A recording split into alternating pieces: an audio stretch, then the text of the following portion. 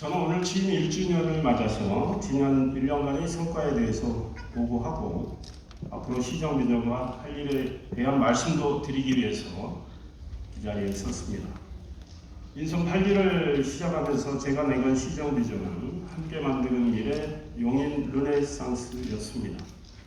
지난 1년간 각 부문에서 변화와 혁신의 시동을 걸고 상당한 성과를 낸 한 해였다고 생각을 합니다. 이를 체감하는 시민들께서는 용인 르네상스가 무엇인지 실감난다고 말씀하시는 분들도 많다고 들었습니다. 휴일에도 거의 쉼없이 일했고 그래서 피로가 제법 쌓여있는 상태이지만 저로서는 큰 보람을 느끼고 있습니다. 남은 임기 동안에도 초심을 지키면서 최선을 다하겠습니다. 지난 1년 시 곳곳에서 많은 변화와 발전이 있었습니다. 그 중에서도 금자탑이라고 자신있게 말할 수 있는 성과는 서해부 남사 이동 일대 215만 평을 시스템 반도체 국가 첨단 산업단지 후보지로 선정되도록 한 것입니다. 이 프로젝트가 차질 없이 진행이 되면 용인 특례시는 명실상부한 글로벌 반도체 중심 도시로 도약할 것입니다. 고기교 확장, 보라동 3.15선 지하도로 건설 확정, 3가지구 민간 임대아파트 진출입로 마련 등 인선 7기 때 해결되지 못했던 각종 난제들을 적극 행정으로 돌파구를 마련을 했습니다. 소형 전기능lượng 총석차와 소형 인도 제설기 도입 등 여러가지 생활 밀착형 정책을 펴서 시민들로부터 좋은 평가를 받기도 했습니다. 교육, 생활 인프라 확충과 체육문화, 예술 분야에서의 다양한 변화 시도로 용인의 품격을 높이는 일도 진행해 왔습니다. 반도체 생태계 조성을 위해 가장 선행되어야 하는 부분은 관련 기업들에 집적하였고 이를 위해 제시한 비전은 용인 L자형 반도체 벨트였습니다. L자형 반도체 벨트는 플랫폼 시티 첨단 산업단지, 삼성미래 연구단지로 거듭날 삼성전자 기흥 캠퍼스, 주 세메스가 입주할 기흥미래 도시 첨단 산업단지, 지곡동의 램리서치 본사와 R&D 센터, 용인 테크노밸리와 제2 용인 테크노밸리, 원산면의 용인 반도체 클러스터와 남사 이동의 시스템 반도체 국가 산단을 유기적으로 연결해서 시너지를 내도록 하자는 것입니다. 특히 남사 이동 일대 215만 평이 삼성 반도체 팹 5개와 150여 개 소부장 기업이 입주하는 시스템 반도체 국가 첨단 산업 후보지로 지정된 것은 용인 반도체의 비상의 날개를 달아준 것이라고 할 수 있습니다. 향후 20년간 300조 원이라는 엄청난 투자가 이루어지면 용인은 세계에서 반도체 중심축이 될 것입니다. 앞으로 반도체 소재 부품 장비 기업들이 대거 용인에 자리 잡을 것이고 용인의 반도체 생태계는 초인류 수준에 다다를 것입니다. 시는 L자형 반도체 벨트 조성 작업을 진행하면서 용인 남사, 이동, 은삼, 대감을 연결하는 반도체 민자 고속도로를 건설하는 등 인프라 확충에도 힘을 쏟을 것입니다. 용인 L자형 반도체 벨트는 모두 409만 평 규모로 조성이 되며 양질의 일자리 10여만 개를 새로 창출할 걸로 기대하고 있습니다. 제가 취임 후 가장 먼저 한 일은 글로벌 반도체 중심도시 추진 전략을 수립하는 것이었습니다. 전국 자치단체 최초로 용인시 반도체 산업 육성 지원 조례를 제정했고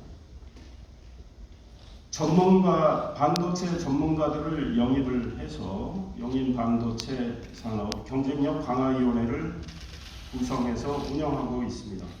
시는 국가산단의 성공적 조성을 위해 용인 국가산단 조성 지원 추진단을 구성해서 범정부 추진단과 유기적으로 소통을 하고 있습니다.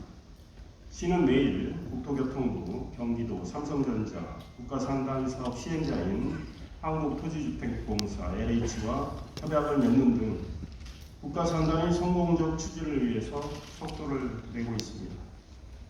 전 세계가 반도체 기술 경쟁력 확보에 사활을 걸고 있고 산업 초격차를 유지하기 위해 클러스터 가동 시기를 대한민국으로선 최대한 앞당겨야 하는 만큼 관련 기관들이 각종 인허가 절차 등을 최대한 단축해서 착공 시기를 정부 발표보다 1년 정도 앞당긴 2025년 말로 하자는 게 저의 주장입니다.